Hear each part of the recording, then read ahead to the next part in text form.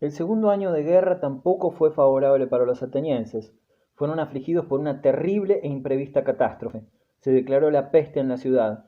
Los buques mercantes que venían de Oriente trajeron la enfermedad, y como los refugiados eran muchos, el azote hizo verdaderos estragos.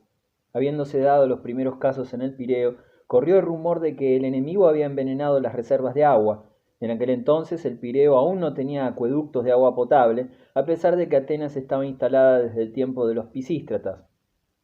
El agua de lluvia recogida era, naturalmente, más fácil que se corrompiera que el agua de conducción. Los enfermos se sentían acometidos de súbito por una fiebre que les atacaba la cabeza y los ojos, en donde se agolpaba la sangre. Se extendía luego por todo el cuerpo y les hacía hipersensibles sin poder soportar ropa alguna.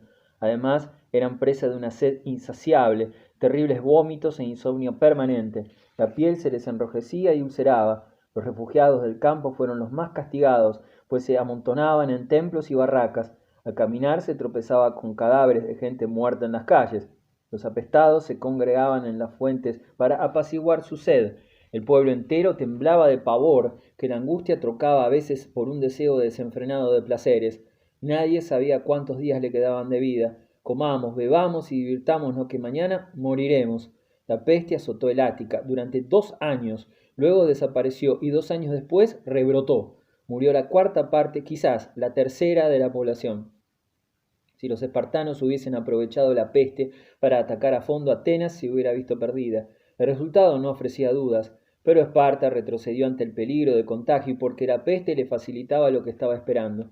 Angustiados, los atenienses enviaron contra la voluntad de Pericles una embajada a Esparta para pedir la paz, pero el enemigo propuso condiciones tan duras que fue preciso continuar la guerra.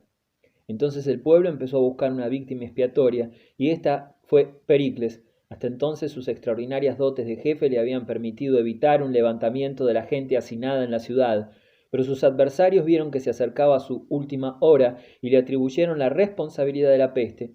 ¿No era él quien había iniciado la guerra y concentrado aquella multitud en los estrechos límites de la urbe?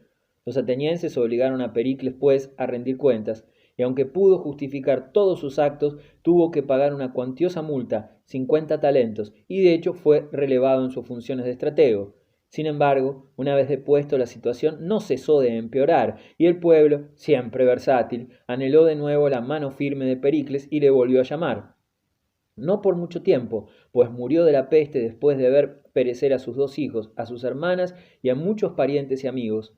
Durante su agonía, los amigos reunidos a su cabecera le creyeron muerto y se pusieron a hablar de él. Deploraban su pérdida, irreparable para Atenas, y comentaban sus brillantes actuaciones. Entonces el moribundo, que lo había oído, dijo: «Me alabáis por cosas que dependen solo del destino, pero olvidáis el mejor acto que haya realizado en mi vida. Ningún ateniense tuvo que vestir de luto por mi culpa». Pericles podía vanagloriarse con justicia de no haberse vengado jamás de los ataques traidores de sus enemigos. Nobleza y humanidad, los rasgos más sobresalientes de su carácter, lo situaban por encima de sus contemporáneos, crueles y ávidos de venganza. El demagogo Cleón. Durante 40 años Pericles gobernó la democracia ateniense casi como un monarca. Nunca fue confinado al ostracismo y murió a los 70 años investido de la autoridad suprema. El hecho es único en la historia de Grecia. La pérdida del gran estadista cuando Atenas tenía más necesidad de él fue incalculable. De hecho, la muerte de Pericles señala el comienzo de una larga anarquía, interrumpida solo durante los años en que algún demagogo escalaba el poder. Los jefes políticos que rigieron el país después de la muerte de Pericles no tenían la talla de su predecesor. Pericles había gobernado al pueblo apelando a los mejores sentimientos de los atenienses, los elevó a su adecuado nivel, impulsándolos a acciones generosas. Se hubieran avergonzado de mostrar sus flaquezas ante un hombre de tal dignidad, pero los jefes que le sucedieron eran gente de segunda fila. Sin las cualidades de Pericles para mantenerse en el poder, tuvieron que emplear otros medios, halagaron los más bajos instintos del pueblo para ganar sus simpatías. Así fue como político, os, demagogo, guía del pueblo, pasó a ser sinónimo de demagogo en la acepción peyorativa de politiquero o demagogo. Seducían al pueblo en lugar de conducirle. De cualquier partido que fueran, mostraban gran habilidad en adornar sus empresas con bellos y pomposos nombres, según frase de Tucídides, el historiador de la guerra del Peloponeso. Los demócratas pretendían anteponer la igualdad de todos ante la ley, mientras que la divisa de los oligarcas era un gobierno moderado que agrupe a los mejores de la ciudad. Y ambos partidos tenían desde luego un solo objetivo, el bienestar de todo el Estado. El hombre que consiguió atraerse el favor popular fue Cleón, tosco curtidor, pero enérgico y duro. Según cuenta Tucídides, prefería hombres incultos antes que espíritus preparados para regir ciudades. Su habilidad para gobernar un estado se puso de manifiesto el día en que Atenas consiguió cambiar la situación gracias a un éxito de su armada. Los atenienses habían logrado adueñarse de Pilos, el mejor puerto del Peloponeso en la costa occidental de Mesenia. Su flota bloqueó a muchos centenares de óptimos soldados espartanos en la isla de Efacteria. Con ello se infería un grave golpe al enemigo, no solo porque los espartanos corrían peligro de perder un material humano irreparable, el tercio de sus hoplitas, sino también porque un desembarco allí hería a los espartanos en su punto más sensible. Desde Pilos era posible alentar la sublevación de los mesenios e ilotas de Laconia. Entonces fueron los espartanos quienes propusieron la paz y solicitaron un pacto, prueba de que juzgaban crítica su situación. Ello probaba también el excelente plan de operaciones concebido por el finado Pericles. En aquel momento la paz y unión hubieran podido cancelar la guerra fratricida. Lástima que esta gran oportunidad no se le ofreciera a Pericles el olímpico, sino a Cleón el curtidor. Engreído por el orgullo y la suficiencia, puso condiciones inaceptables e injurió a los enviados de Esparta, desperdició una excelente ocasión de negociar. Los demócratas atenienses tenían razones muy concretas para continuar las hostilidades. El ciudadano que participaba en los trabajos de la Asamblea Popular en calidad de jurado percibía una asignación diaria. La pobreza no debía ser obstáculo para que los ciudadanos del Ática dejaran de ayudar al Estado con sus consejos y votar en la Asamblea. El Estado bien podía dar una asignación diaria, haciendo los esclavos todo el trabajo y pagando tributo a los aliados de Atenas. La mayoría de los ciudadanos atenienses se iba acostumbrando a depender económicamente de las arcas de la Confederación. Por consiguiente, había que evitar a toda costa que Atenas perdiera su poder y que las arcas se agotaran. Tal solución sugirieron los demócratas. Los atenienses pronto se vieron decepcionados. Ajustar cuentas a los espartanos en Efacteria no era tan fácil como ellos creían al principio. En esa isla escarpada casi inaccesible, los hoplitas cercados eran apoyados por sus compatriotas. En efecto, el gobierno de Esparta ofrecía grandes recompensas a quienes abastecieran de víveres a los defensores de Facteria. De esa forma incluso un hilota podía conseguir su libertad. Muchos hilotas probaron suerte, remando durante la noche hasta la isla en pequeñas embarcaciones. Otros llegaron a nado llevando víveres en sacos de cuero. El problema se eternizaba y los atenienses empezaron a cansarse. Los temporales de invierno se acercaban y les impedían abastecer a la flota que rodeaba la isla. Cleón sintió soplar el viento en contra suya, perdió la paciencia y desde la tribuna empezó a lanzar invectivas contra los comandantes de la flota. ¿Qué clase de guerreros eran estos marinos, incapaces de apoderarse de un puñado de hombres cercados en una isla casi desierta? Si él tuviera el mando, tomaría Facteria con un golpe de mano. «Hazlo pues», replicó un general. Enseguida el pueblo exigió unánime que Cleón se apoderara de Facteria, y aunque nunca dirigió la menor operación militar, tomó el mando y prometió que en 3 semanas traería a los espartanos prisioneros o los mataría en la isla. Así es como Tucídides describe el comportamiento del curtidor convertido en almirante. Las cosas no ocurrieron, sin embargo, de la forma tan dramática. Quizás Cleón conocía la situación de Facteria mucho mejor de lo que Tucídides pretende hacernos creer. Sea como fuere, su carrera militar comenzó con mucha suerte. Tomó Ecbacteria y capturó a los espartanos supervivientes, todo ello en el plazo fijado. Esta victoria causó gran sensación en Grecia. Los atenienses nunca hubieran imaginado que los espartanos se dejarían prender vivos y entregaran las armas. Esparta absorbió el golpe e hizo nuevas proposiciones de paz. Los embajadores espartanos recordaron a los atenienses que la fortuna es caprichosa, que lo que sucedía a sus enemigos podía ocurrirle a ellos algún día. Pero en Atenas la veleta giraba a favor de los partidarios de la guerra. Llegó el momento de juzgar la baza decisiva que Pericles, demasiado prudente, había siempre diferido. Los que habían combatido al estratego difunto obraban ahora su capricho, cometiendo error tras error. Una derrota les demostraría su estrechez de miras. Los espartanos se reanimaron. Su jefe, Brásidas, competente y valeroso, ocupó las costas de Tracia, donde Atenas tenía aliados con la esperanza de provocar la defección de estos. En un alarde de diplomacia y amabilidad invitó a sacudir el yugo ateniense a las ciudades de la Liga Ática. Muy pronto la mayoría de las urbes tracias abandonaron la confederación de Delos. A los atenienses les dolió mucho la deserción.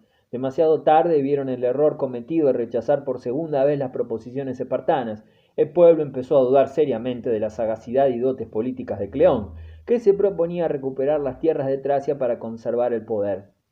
Hoplitas y caballería atenienses eran excelentes soldados, pero carecían de lo que poseían los espartanos, la confianza en su jefe. Cleón, militar ocasional, despreciaba a los verdaderos soldados y tenía que enfrentarse a un estratego de la talla de Brásidas.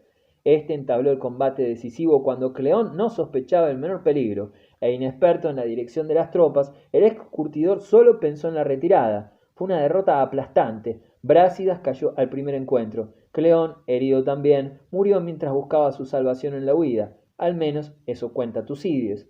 La muerte de Cleón fue tan beneficiosa para Atenas como desastrosa fue la de Brásidas para Esparta.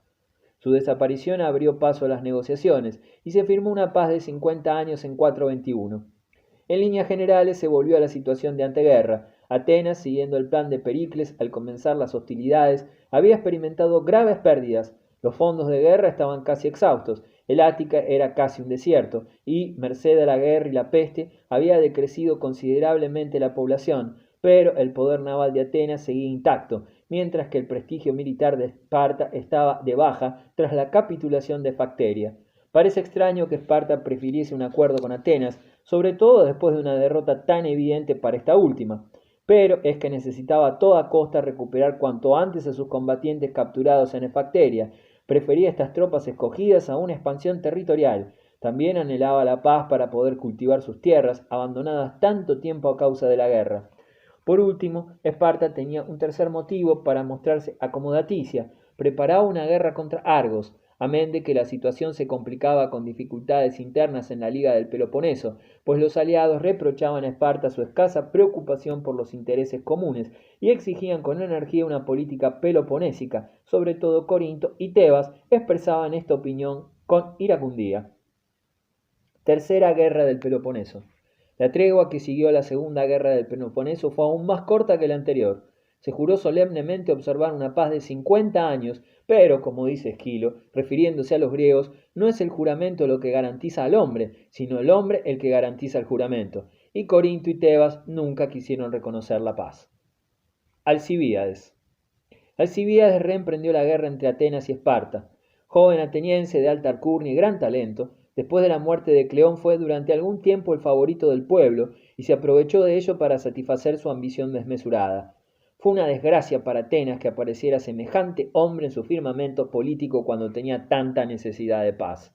Alcibíades era de la familia de los Alcménides, pariente de Clístenes, Milcíades y Pericles, y discípulo de Sócrates, siendo muy estimado por aquel gran estadista y por este gran filósofo. Simpatizaban con este muchacho de pasiones desbocadas y loca arrogancia, pero encantador e irresistible cuando se lo proponía. Alcibíades era el preferido de Atenas y se imitaban su porte, sus gestos y expresiones. Era el árbitro de la elegancia ateniense y su ceseo en el hablar le servía para ser más admirado todavía. Todo el pueblo rivalizaba por mimarle y sus excesos, aventuras amorosas y prodigalidades sobrepasaban todos los límites. Los atenienses mimaron así a un leoncito que luego no pudieron domar. Sócrates fue el único que quiso poner orden en el cerebro de aquel joven alocado. Sin él, Alcibíades se habría anulado con sus vicios. Su amistad databa de la guerra. Alcibíades, que entonces solo tenía 20 años, se había cubierto de gloria luchando en primera línea. Gravemente herido, Sócrates le salvó la vida. 8 años más tarde, Alcibíades pudo devolverle el mismo favor. Sócrates tenía gran ascendiente sobre su joven amigo, pero al fin se pelearon. Al principio no fueron más que pequeños disgustos, pues Alcibíades se reconciliaba con el amigo que le trataba como a un hijo. Sócrates observaba que sus esfuerzos por educar a Alcibíades no daban resultado. Parecía imposible inculcar en semejante egoísta algunas nociones sobre los deberes hacia el Estado y sus conciudadanos. Alcibíades acabó por cansarse de quien solo le reprochaba defectos y rompió toda relación con Sócrates.